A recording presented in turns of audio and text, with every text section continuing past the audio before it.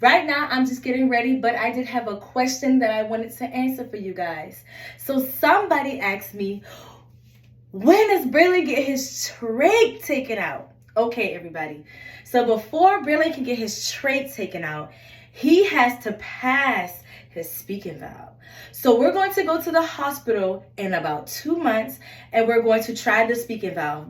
But before we try the speaking valve, we will do what is called a bronchoscopy.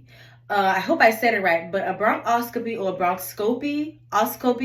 bronchoscopy is when they take a small scope and they put it down Braylon's airway and they look to see if there's any granulation tissues that have to be removed that's blocking his upper airway. So if there's granulation tissues that is in his upper airway, they then will remove the granulation tissues so that there is no blockage in his upper airway.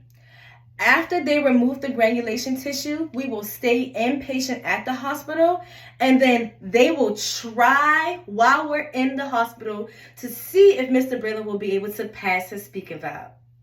I'm really, really excited about this, and I hope that Braylon does so well using his speaking valve and that he passes so that he can use his natural airway and we can finally hear Mr. Braylon speak.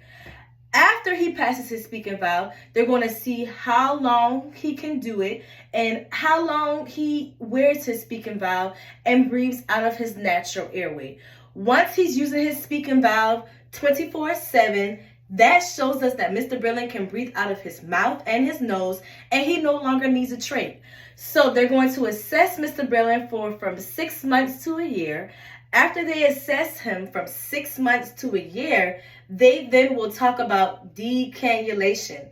Decannulation is the proper term that you want to use when talking about getting the trach taken out, okay? The term is decannulation. So Braylon will be decannulated when he no longer requires his trach, and he will no longer require his trach when he passes his speaking valve, and that will show us that he has outgrown his diagnosis of chronic lung disease.